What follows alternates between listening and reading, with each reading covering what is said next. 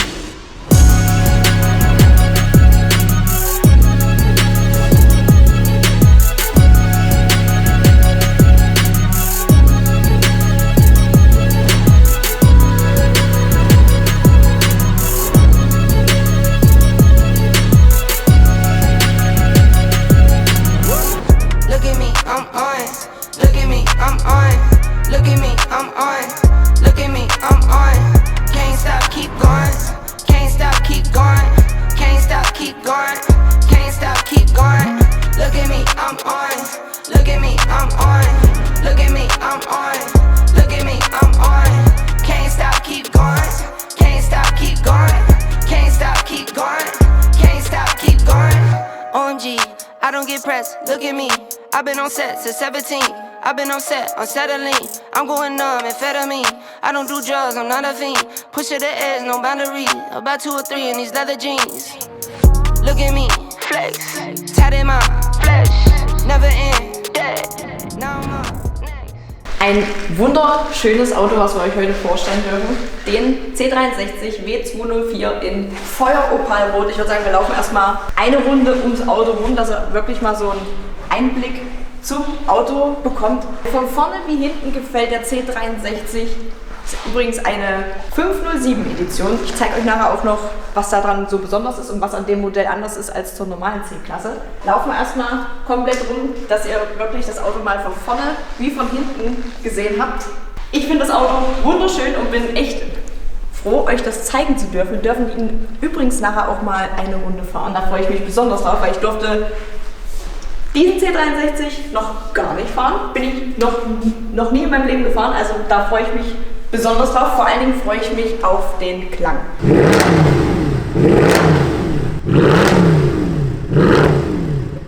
Bin echt gespannt, wie sich der V8 anhört.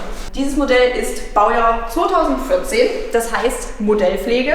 Vormodellpflege kann ich euch mal zeigen.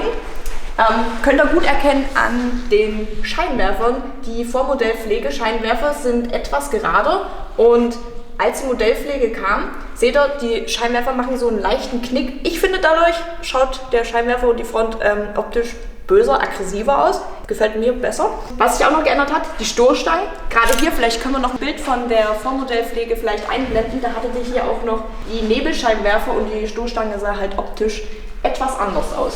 Was jetzt bei der 507 Edition anders ist als bei dem normalen C63, schaut euch bitte die geile Haube an. Eine Motorhaube vom C63 Black Series, auch zu erkennen hier durch die Lufteinlässe. Der C63 hatte wohl mal auch Probleme mit Hitze und deswegen haben wir die Lufteinlässe, dass die Luft schön auch aus dem warmen Motorraum wieder entweichen kann. Wenn wir jetzt gleich da vorne stehen, würde ich mal die Motorhaube einmal öffnen, denn da schlummert was ganz Besonderes. Hier haben wir ihn, den 6,2 Liter V8 Saugmotor. Das ist ja so, wir sind ja so ein bisschen BMW mehr angehaucht. Das ist so für uns so der direkte Konkurrent zum S65, also zum E92 M3. Der ist allerdings ein 4 Liter und hier haben wir wirklich 6,2 Liter V8 Sauger. Ich glaube, das wird sich nachher so brutal geil anhören. Das Auto ist komplett seriös, nichts dran gemacht. Und was ich schon ziemlich eindrucksvoll finde, wenn du hier in den Motorraum reinguckst, die Ansaugung. Ich finde es einfach geil. Dieser große, bullige Motor hier drinnen. Wenn wir den nachher mal anmachen, ich bin gespannt, was ihr dazu sagen werdet. Der V8-Sauger hat 507 PS, wie es die Edition schon sagt, 507. Der originale C63 hat 457 PS, 50 PS weniger. Oder 486. Oder 486 ist, glaube ich, die Performance-Variante. Und der Black Series hat 510. Was jetzt bei 7. dem... Was? 507. 517. Achso, Black Series. Ja, der Black Series hat 517. Ja. Was jetzt an dem Motor auch noch anders ist als zu einem normalen C63. Wir haben hier einmal Schmiedekolben drin, dann geschmiedete Pleuel und die leichtere Kurbelwelle noch vom SLS. Ich weiß jetzt nicht, softwaretechnisch, da wirst du dich bestimmt auskennen, ist wahrscheinlich auch noch eine andere Software drauf. Nix schon. Ansonsten denke ich, dass wahrscheinlich durch diese anderen verbauten Elemente und durch die Software dann die fehlenden 50 PS wahrscheinlich daher kommen. Ja, PS fehlen ja bei den ganzen Saugern immer irgendwie so ein bisschen, ja. Aber die Mehrleistung ergibt sich ja durch diese ganzen Bauteile. Ja, Sauger sind ja eigentlich mehr bekannt, dass sie eher so nach unten streuen, gerade wenn man sie dann mal auf die Rolle packt und mal misst. Nicht alle, aber der hier und gerade so BMW-Sauger. Also wir hatten ja schon ein paar E92 M3 gemessen, die haben leider immer ein bisschen nach unten gestreut. Würde ich gerne mal messen, aber... Schwierig heute, ja. 610 Newtonmeter haben die übrigens. Und ja, ich finde, ist ein cooler Motor und bin echt gespannt auch, wie er sich nachher anhört, wenn wir ihn mal anschmeißen. Was gibt es noch zum C63 zu sagen? Was ich richtig geil finde an der Optik, diese breiten Kotflügel. Black Series ist natürlich dann wieder komplette Endstufe, da ist dann alles vorbei. Der hat ja hinten auch noch, die Karosse ist auch hinten dann noch im Blech verbreitert. Bei dem, der ist ja breiter als der normale, der sieht irgendwie nicht so breit aus. Da muss ich jetzt ehrlich sagen, weiß ich jetzt gar nicht. Ich glaube, also wenn eine normale C-Klasse ist, ich glaube nicht, dass der viel breiter ist. Vielleicht ein bisschen. Ja, finde ich irgendwie. Aber ich finde, es fehlt so ein bisschen. Ja, finde ich auch. Vorne ist es richtig massig, richtig bullig, wenn du dir von vorne anschaust. Hinten fehlt es ein bisschen, soll aber überhaupt gar keine Kritik sein. Das Auto ist ein wunderschönes Auto. Kommen wir zum Heck. Schwarze Abrisskante, passt auch optisch richtig gut zum Fahrzeug. Das Einzige, was ich jetzt, wenn es mein Auto wäre, wir dürfen ja ganz kurz träumen, hätte ich jetzt zum Beispiel die Leisten hier, hätte ich alle schwarz foliert. Auch genau wie die Leiste hier. Die sind nämlich alles noch in Silber und auch vorne am Grill ist es auch noch Silber.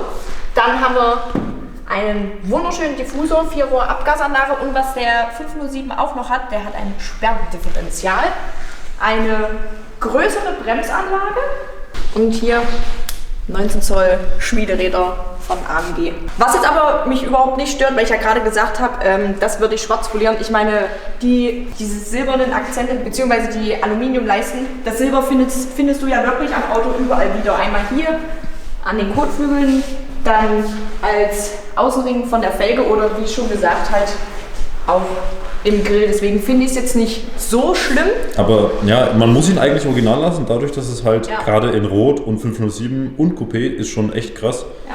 Aber ich glaube, so richtig geil wird es aussehen, wenn einfach alles glanzschwarz ist. Ja, gerade weil hier die Leisten und die Spiegelkappen sind ja wirklich auch, das ist auch alles schwarz. Deswegen. Ja, und das ist halt so viel, das macht es irgendwie, finde ich, für mich ein bisschen unruhig. Dann hast du hier schwarz, das ist da wieder Silber, da schwarz, dann da unten das Chrom und hinten vor allen Dingen ist es ja hinten Chrom, da hast du dann wieder so ein mattes Silber, das ist ja kein Chrom. Ja, aber ja, alles glanzschwarz, glaube ich, würde ihm gut stehen. Aber trotzdem ein wirklich sehr schönes Auto. Ich würde sagen, wir gucken uns mal den Innenraum an. Da haben ja immer viele, ich will nicht sagen gemeckert, aber viele finden den Innenraum zu altbacken. Muss ich sagen, finde ich überhaupt gar nicht. Ich habe ja fahre ja gerade auch den ML von meinem Papa, der ist ja auch aus dem Baujahr, der ist glaube ich Baujahr 2013, da habe ich genau denselben Innenraum, also ich finde das absolut nicht schlimm. Ich komme mal rum. Ja, doch, kommt mal rein, da schauen wir uns mal zusammen den Innenraum an. Ich hoffe, ihr seht ein bisschen was, weil es ein bisschen dunkel hier drin ist. Da haben wir einmal hier schöne Carbonleisten mit den Edition 507 Schriftzug, mit Leder überzogenes Armaturenbrett, richtig schön verarbeitet, finde ich richtig cool. Dann Alcantara Schaltsack mit Alcantara überzogenes abgeflachtes Lenkrad mit 12 Uhrstellungen. Und hier könnt ihr das Getriebe umstellen. Einmal in manuell, Sport Plus, Sport. Und dann könnt ihr auch noch an den Pedals schalten. Was ich auch richtig passend finde, schaut euch mal bitte die Gurte an. Passend zur Außenfarbe in Rot. Sportsitze haben wir. Und ja, ich würde sagen, was ich auch noch richtig cool finde, bevor wir an den Klang gehen, endlich, schaut euch mal den Tacho an. Hier haben wir, das finde ich richtig cool. Hier hast du nämlich auch noch im Tacho stehen 6,3 V8. Und ich würde sagen, den hören wir uns jetzt mal an.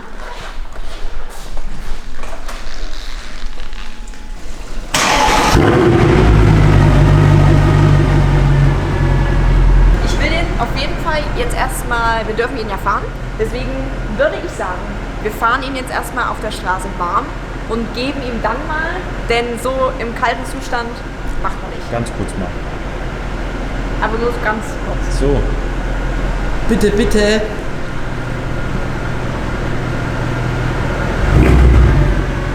Oh.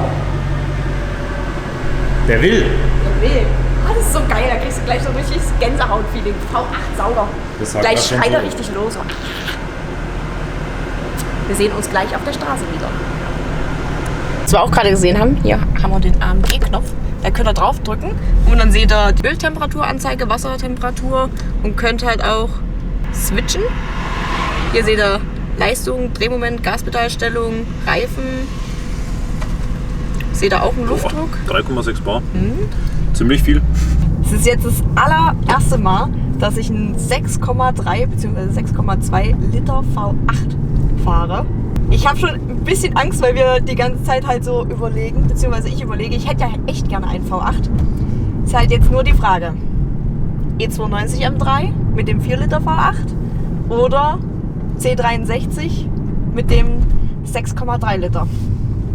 Schwierig. Der Klang von dem Auto ist schon geil. Und jetzt fahren wir den mal eine Runde. So, jetzt fahren wir auf der Autobahn. Jetzt bin ich echt gespannt. Also da geht wirklich nichts, geht über einen V8 Sauerklang. Überhaupt gar nichts. Das Auto liegt wie ein Brett in der Kurve. Jetzt bin ich gespannt. Alter! Alter, der schiebt komplett. Ey, krass, wie der beschleunigt. Boah, da krieg ich noch voll Gänsehaut. Der Klang und wie das Auto schiebt. Hammer. Hammer. Der Downshift. Also da wird es mir echt hier richtig schwer gemacht. Was würdet denn ihr nehmen? C63, V8 Sauger oder E92? Können ja vielleicht mal eine kleine, so einen kleinen Einspieler einblenden, wie der E92 M3 sich unter Last anhört, aber ich...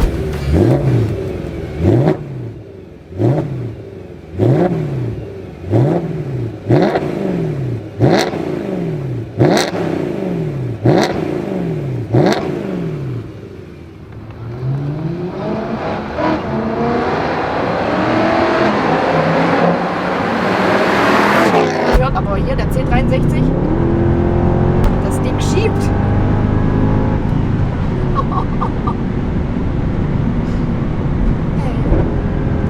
Wenn der runterschaltet. Krass. Also das ist wirklich Gänsehaut-Feeling pur. Unglaublich. Das macht so Spaß, das Auto zu fahren. Das Ansprechverhalten vor allen Dingen vom Sauger. Du trittst aufs Gas. Ich meine, der hat jetzt natürlich nicht so wie beim V8 Biturbo, dass du reintrittst und wenn der Turbo kommt, dann schießt du dich komplett in ein anderes Level. Aber das ist ja hier halt schön gleichbleibend ansteigende Saugerpower und das finde ich halt einfach Das berührt mich emotional mehr als so ein neuer C63 und dann vielleicht noch mit PF. Aber das Ding hier, das ist genial. Das macht richtig, richtig Spaß, das Auto zu fahren und es liegt wie ein Brett in der Kurve. Der Klang vor allen Dingen, das ist halt so Saugeransprechverhalten. Du trittst drauf und er ist sofort da. Das macht einfach Spaß.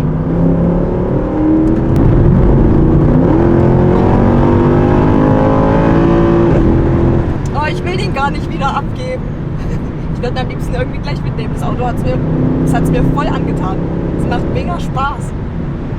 Falls ich es jetzt jemanden auch schwer gemacht habe, das Auto ist übrigens zu verkaufen. Das steht online bei Mein Automobil. Ich kann euch ja gerne mal unten alles in die Infobox packen.